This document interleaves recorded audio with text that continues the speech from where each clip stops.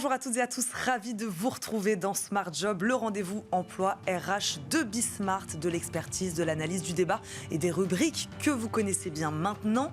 Bien dans son job, cela vous est-il arrivé d'embaucher un stagiaire un peu trop sûr de lui? Pas de panique, une fois la secousse passée, vous verrez que cette confiance peut finalement vous servir. Dans les entreprises, ces chocs de génération se multiplient et au même titre qu'un salarié, un stagiaire, ça se manage. Mode d'emploi d'une intégration réussie en début d'émission. Le grand entretien, nous recevons aujourd'hui Caroline Gadou, la directrice générale de l'ANACT, l'Agence nationale pour l'amélioration des conditions de travail. L'occasion de revenir avec elle sur les nouvelles exigences des salariés et comment l'ANACT s'attelle à accompagner les entreprises pour y répondre au programme Semaine de 4 jours ou encore Dialogue social. Et enfin, dans Fenêtre sur l'emploi, un livre plutôt critique sur nos organisations, la Has-Been Company, écrite par Éric Bas aux éditions Duno. Malgré ses efforts, l'entreprise actuelle serait encore trop jupitérienne. Nous essaierons de comprendre ce qu'est une entreprise en phase justement avec son époque. On commence donc, comme promis, par bien dans son job. C'est parti.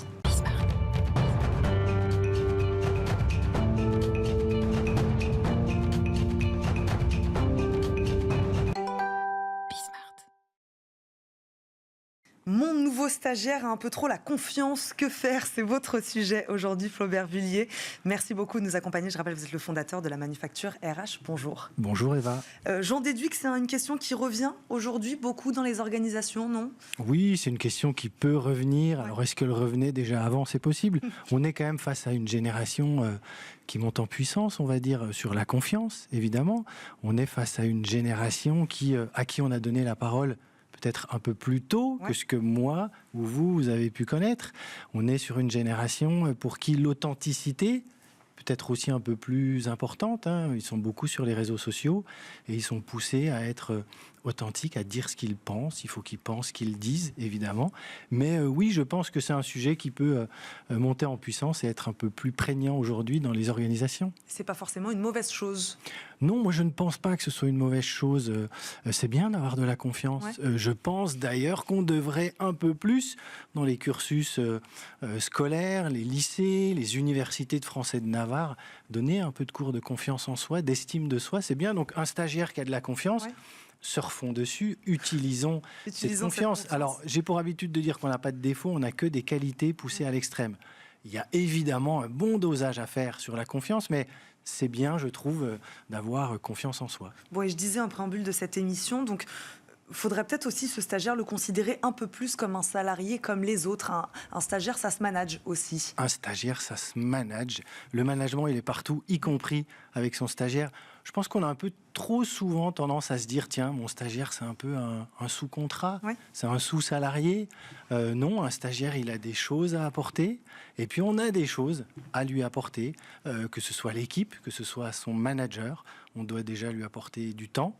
Et puis, il faut faire preuve d'un peu d'humilité aussi dans tout ça, se rappeler comment on était, qui on était, lorsque nous, on était à l'âge de notre stagiaire. Des fois, ça remonte un peu loin, c'est pour ça. Ça peut remonter un peu loin, mais c'est bien, ça nous rappelle des choses. Et il faut faire preuve d'humilité, d'indulgence. Et puis, ce stagiaire, justement, à travers sa posture, un peu parfois trop confiante, ça peut être un peu, vous savez, ce coach qu'on aimerait de temps en temps avoir, qui pose des questions. En coaching, on appelle ça une posture basse. Le fameux pourquoi, alors même si on n'est plus sur le en quoi dans le coaching, mais il va poser des questions qu'on ne se pose peut-être plus et ça chatouille un peu. C'est peut-être ça aussi qui peut déranger. Laissons-le nous questionner. Je reviens sur ce que vous disiez juste avant, lui accorder du temps. Quelles sont les obligations aujourd'hui d'un employeur selon vous envers son stagiaire? Qu'est-ce qu'il doit lui aussi lui offrir? Alors au-delà de l'indemnité de stage, évidemment, qui est importante, je pense que ce qu'on apporte à un stagiaire et ce qu'on donne à un stagiaire, c'est ce qu'on a, c'est ce que l'entreprise a et ce que l'entreprise est. Donc elle doit lui donner du temps et elle doit surtout, pour moi, lui donner envie de vivre l'entreprise. L'entreprise est à mon sens, formidable lieu où on apprend, on s'épanouit, on se réalise.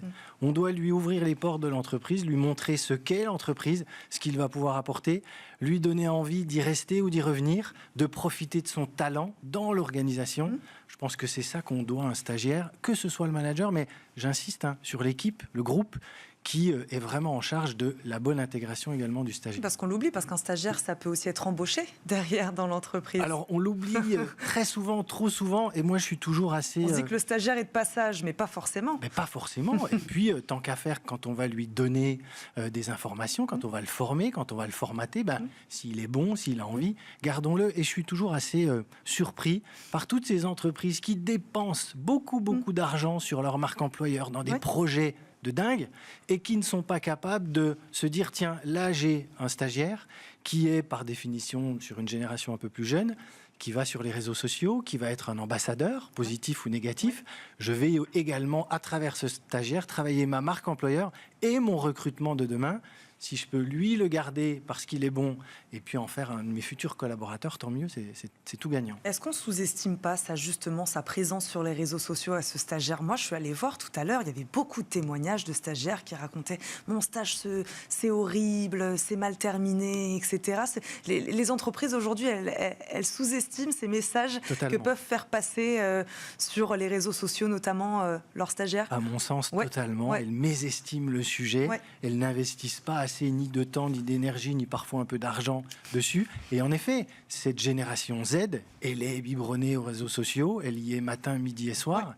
Et en effet, un stagiaire qui va mal vivre ou à l'inverse, bien vivre son stage, c'est après beaucoup de communication, beaucoup d'effets potentiellement positifs pour l'entreprise, pour l'image, pour la marque employeur. Donc il faut vraiment que les entreprises y pensent. Bon, je crois que votre conseil, de manière générale, là, c'est de prendre de la hauteur, c'est ça, on va dire.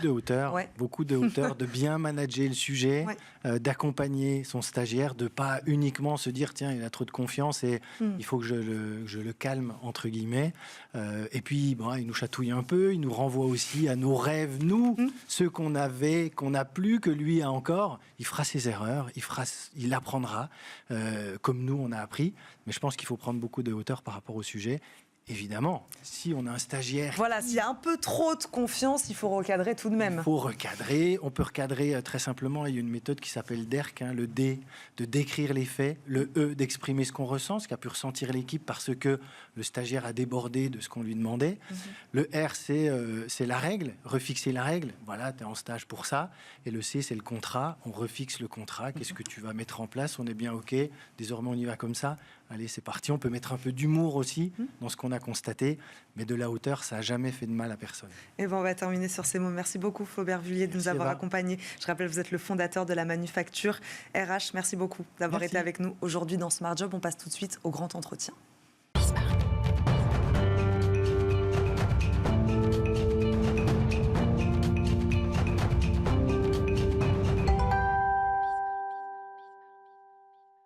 Notre invité du grand entretien aujourd'hui nous donne l'occasion de revenir sur les innovations qui ont bousculé ces dernières années l'organisation du travail.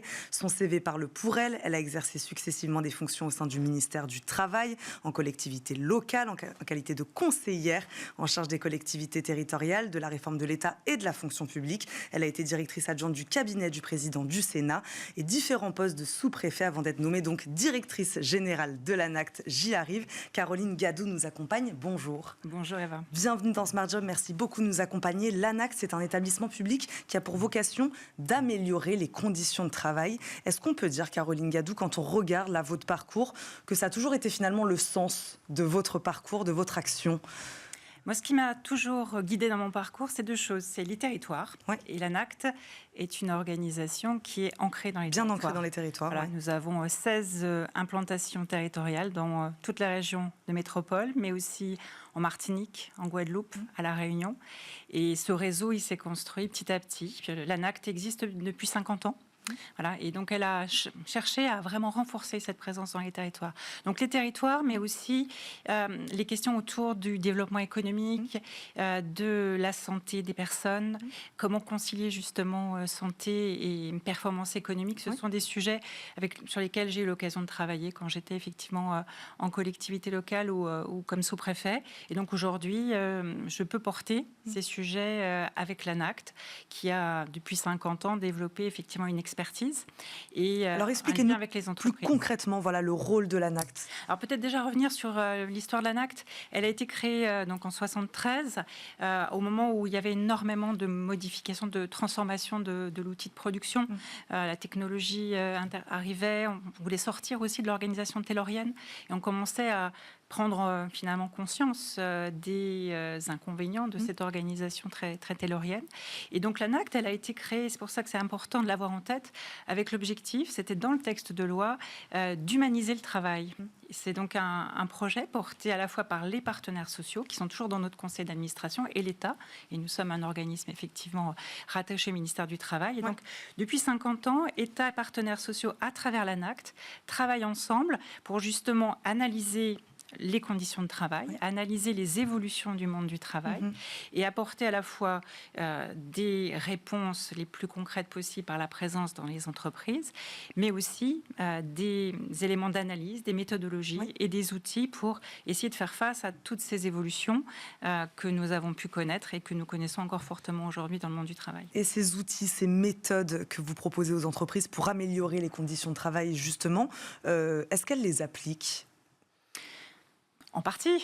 Mais voilà, notre mission est loin d'être terminée. On a encore énormément bien sûr, de messages à apporter, d'entreprises à accompagner, parce que le monde du travail évolue très fortement. Aujourd'hui, on l'a bien sûr tous perçu à travers les changements dans la relation au travail, les attentes de sens au travail qui sont très fortement portées, mais aussi l'intensification du travail qu'on constate depuis un certain nombre d'années et qui aujourd'hui fait que, certes, on a sans doute les salariés en moyenne sont moins confrontés à des contraintes physiques.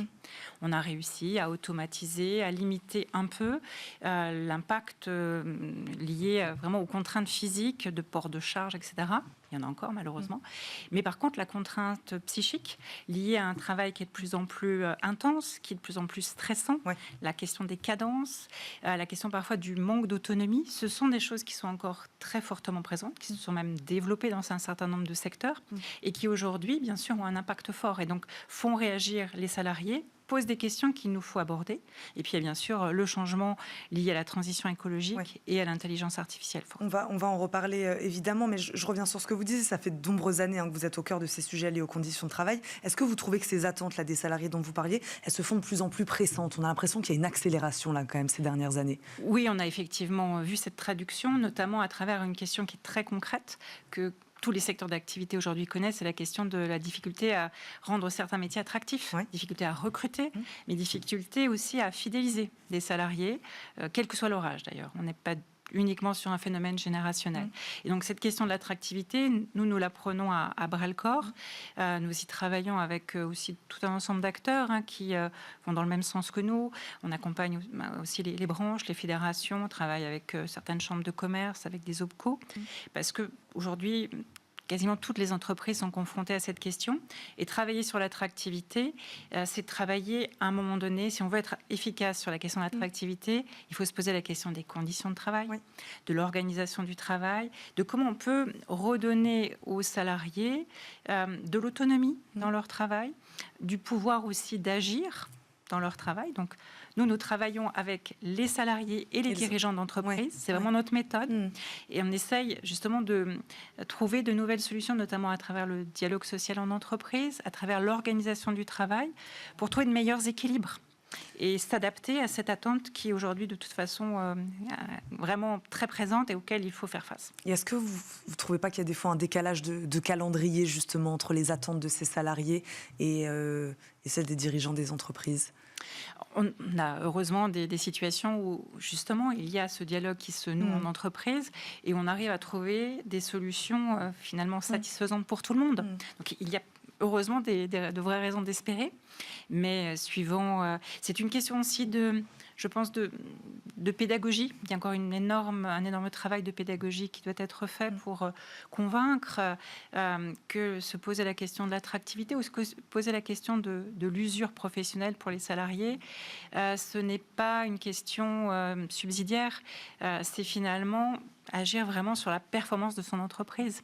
Donc c'est un sujet à traiter maintenant et qu'il vaut mieux prendre à bras le corps maintenant Et nous, on propose justement des méthodes plutôt que de différer et de s'apercevoir qu'on va perdre des salariés qualifiés parce qu'ils auront envie d'aller plutôt dans d'autres entreprises, ou on va voir aussi peut-être des salariés expérimentés être en arrêt maladie, en inaptitude. Voilà, donc ces questions-là, on ne peut pas les différer. Elles sont difficiles. Elles impliquent véritablement que dirigeants d'entreprise, représentants du personnel, salariés se mettent autour de la table, travaillent ensemble, s'impliquent. Ouais. C'est un énorme travail à mener ensemble, mais ce sont des sujets qu'on est vraiment amené à travailler aujourd'hui, et notamment encore plus dans cette période de changement liée à des nouveaux outils, à des nouvelles technologies. Je prenais un exemple très concret tout à l'heure en préambule de cette émission, en parlant des sujets qu'on allait aborder ensemble. Je prenais l'exemple de la semaine des 4 jours, parce que c'est un sujet d'actualité aussi. Beaucoup d'entreprises, de plus en plus en tout cas, essayent de la mettre en place. Vous diriez quoi, Caroline Gadou, sur les grandes innovations de ces dernières années en matière d'organisation du travail? Voilà, là c'est vrai que c'est un exemple qui parle à tout le monde. Vous, quels sont les exemples qui vous ont un peu marqué ou qui vous ont semblé le plus bouleversé, on va dire, votre manière de travailler? Alors la question du temps de travail, effectivement, est centrale avec différentes évolutions. Depuis une quarantaine d'années, ça a toujours été un sujet de travail de l'ANACT, depuis la question du travail de nuit et de son impact sur la santé des personnes et aussi sur la performance de l'organisation. Et aujourd'hui, effectivement, après la vague télétravail, la question de la semaine de 4 jours, c'est un sujet qui doit avant tout faire l'objet d'une analyse globale. C'est-à-dire qu'on a bien sûr 2 modèles possibles. La semaine de 4 jours avec réduction du temps de travail hebdomadaire, qui renvoie finalement à des modèles qu'on a connus par le passé. Et puis la semaine de 4 jours, où on va réaliser en 4 jours ce qu'on faisait avant 5, donc une intensification du travail. Et c'est sur cet aspect-là que l'ANACT alerte sur la nécessité d'être vigilant et d'accompagner cette nouvelle organisation quand elle est choisie de concert entre dirigeants et salariés. S'assurer que l'on gardera, qu'il n'y aura pas une augmentation absolument insupportable de la charge de travail. S'assurer que les salariés pourront notamment trouver ce qu'ils attendent dans la semaine de 4 jours, c'est-à-dire une meilleure facilité à concilier travail et vie personnelle. Si vous arrivez à une organisation sur 4 jours qui vous fait finir très tard, que la crèche ferme avant que vous ne sortiez de votre travail, qu'il n'y a pas de possibilité de garde. Donc finalement, sur des sujets comme ça, vous alertez finalement les entreprises sur la manière de le mettre en place. Et on essaie de trouver des solutions concrètes. On porte des projets pilotes avec des entreprises, avec des branches, avec des fédérations, avec des administrations aussi, pour analyser concrètement comment les choses se passent et ce qui peut marcher, et pouvoir ensuite présenter ces solutions, ces modalités qui ont été, ces bonnes pratiques, et pouvoir tout secteur et toute taille de structure. Oui, alors notre objectif, c'est bien sûr de nous adresser en particulier aux entreprises qui n'ont pas la possibilité de faire appel à des prestataires, à des consultants. Donc nous avons, c'est un engagement pris auprès du ministère du Travail, nous adresser particulièrement aux PME, TPE. Donc nous avons cet angle d'attaque particulier, mais bien sûr nous travaillons aussi avec et pour à la fois des associations. Nous sommes très présents aujourd'hui dans le secteur social, sanitaire et social, médico-social, qui est confronté à des difficultés importantes en matière de conditions de travail. Nous travaillons avec des administrations et avec des entreprises de tailles différentes. Qu'est-ce que vous leur répondez à ces TPE, PME dans les territoires quand elles vous disent « nous, on n'a pas forcément les moyens de mettre en place de tels changements » ? Alors c'est la force de notre réseau. Notre réseau qui est territorial, qui connaît donc la situation économique, qui connaît aussi finalement la configuration d'un territoire et qui peut assez bien interpréter la situation de l'entreprise et ses difficultés. Et ce réseau territorial, il a toujours eu à cœur d'innover. Et donc notre force, c'est aussi de partir de grands principes ou de méthodologies nationales, de pouvoir aussi faire du sur-mesure. Et justement faire du sur-mesure en associant salariés, dirigeants, et en ayant vraiment pour objectif de concilier la santé des personnes et la performance de l'organisation. Vraiment, nous sommes attachés à ce qu'il y ait un équilibre entre les deux. Et donc, on essaie de faire, de construire des solutions avec les acteurs de l'entreprise, avec parfois leurs partenaires. On travaille parfois avec les CARSAT, avec les services de prévention de santé, ou avec la chambre de commerce, ou avec un OPCO. Donc, c'est avec les partenaires, avec l'entreprise et ses partenaires. On va trouver la solution la plus adaptée. Et on essaie de faire quelque chose qui peut être progressif, c'est-à-dire qu'effectivement, une petite entreprise, elle ne pourra pas tout de suite aller jusqu'à finalement la dernière étape de notre méthodologie. En revanche, si elle s'engage dans une démarche, si elle met le sujet sur la table dans son entreprise et qu'elle commence à avancer même de façon graduée, c'est déjà un pas important pour les salariés et pour l'entreprise. Le temps passe vite, j'avais plein d'autres sujets à aborder avec vous. J'ai quand même un sujet qui est d'actualité dont vous avez un tout petit peu parlé tout à l'heure. C'est vrai que le contexte actuel vous pousse à réfléchir évidemment à l'ANACT, à l'impact du dérèglement climatique sur le travail. Quelles sont les questions que vous vous posez actuellement? Que faut-il repenser aujourd'hui dans les organisations pour y faire face à ce dérèglement climatique? Alors je dirais d'abord qu'il y a deux choses qu'il faut vraiment avoir en tête. D'abord, ces questions de transition écologique, c'est pas un sujet pour demain, c'est un sujet pour aujourd'hui. Maintenant. Les impacts, ils sont déjà présents sur les questions du travail. Deuxième chose, c'est que on a souvent tendance à beaucoup trop miser sur des solutions technologiques. Chercher les solutions techniques et financières aussi pour décarboner. Mais pour l'ANACT, il est vraiment très important de prendre en compte l'impact du changement climatique sur l'organisation du travail.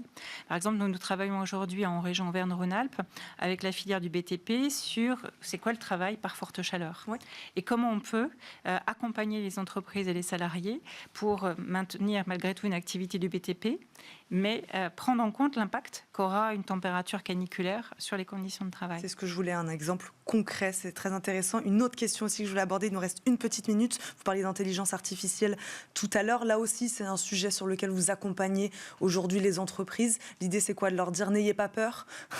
Alors, l'intelligence artificielle est déjà partout. Ouais.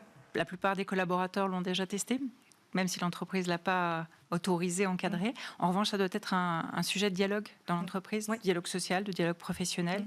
Et là aussi, faire en sorte que ça n'ait pas un impact uniquement finalement, que ça ne déstabilise pas le travail, que ça soit un élément qui permette aussi d'enrichir et d'accompagner les compétences. Parce que l'un des problèmes des salariés va être aussi de faire évoluer leurs compétences pour s'adapter à ce changement technologique majeur. Et donc, c'est un sujet à travailler dès maintenant et à travailler ensemble entre salariés et dirigeants. Et là aussi, on accompagne certaines entreprises, y compris la fonction publique, notamment le secteur hospitalier, sur des nouvelles pratiques liées au numérique. Autant de sujets sur lesquels vous accompagnez aujourd'hui les entreprises sur tout le territoire avec l'ANACT. Merci beaucoup, Caroline Gadou, d'être venue nous voir aujourd'hui dans Smart Job. Je rappelle, vous êtes sa directrice générale de l'ANACT. Merci d'avoir été avec nous. On termine cette émission, évidemment, par Fenêtre sur l'emploi.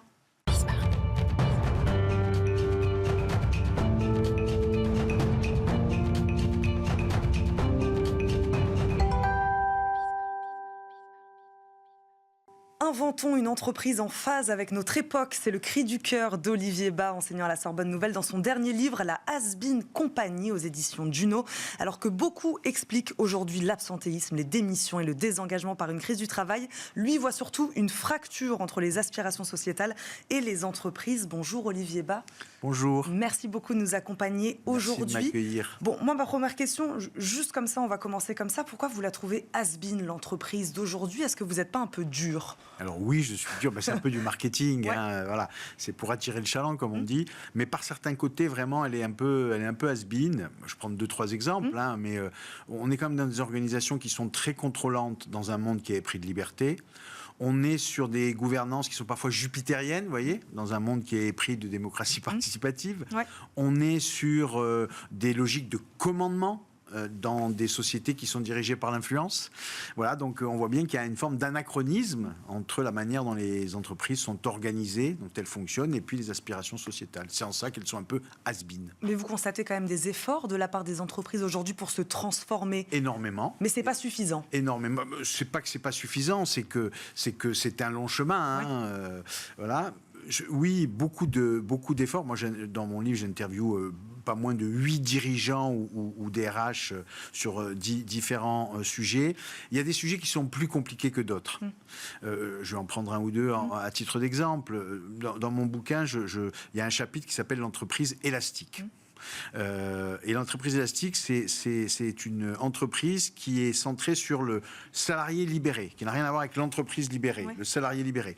En fait, pendant très longtemps, dans le monde du travail, il y avait un équilibre entre liberté et sécurité. C'est-à-dire qu'on acceptait de perdre de la liberté en contrepartie de sécurité de l'emploi, sécurité du travail, etc. Aujourd'hui, aucune sécurité n'est garantie, donc on se dit, mais pourquoi abandonner mes libertés au nom d'une sécurité qui n'est plus garantie? Donc les entreprises doivent redonner de la liberté. Le télétravail a permis, je trouve, de réouvrir un champ de liberté. Le lieu où l'on bosse, qui n'est plus toujours l'entreprise, et l'organisation de son temps de travail, parce que quand je passe 2 jours chez moi, j'organise mon temps comme je veux. Mais il y a un troisième sujet en termes de liberté qui aujourd'hui n'est pas traité dans les entreprises, qui est la liberté d'action et de relation. Je ne sais pas si vous savez, mais quand on interroge les jeunes par rapport à la relation au travail et à l'entreprise, ils parlent de ce qu'ils appellent l'altérité subie. C'est quoi l'altérité subie? C'est, mais moi, il y a des gens, j'ai pas envie de bosser avec eux.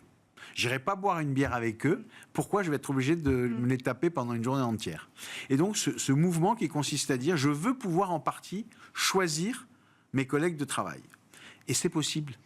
Donc c'est ça une entreprise élastique, c'est ça qui permet tout ça? C'est ça, c'est une entreprise qui va permettre, avec ce que j'appelle le travail en open source, quelques boîtes le font, c'est un truc très simple, le travail en open source, c'est je prends 10 ou 15% d'un salarié et je lui dis ces 10 ou 15%, tu les consacres à des sujets qui t'intéressent. Alors, je te propose une liste de sujets. L'expérience client, l'innovation des produits, la RSE. C'est quoi là-dedans qui t'intéresse? Et ça, tu choisis et tu vas travailler en mode communauté projet avec d'autres salariés dans l'entreprise qui sont un peu partout. Aujourd'hui, les plateformes numériques le permettent.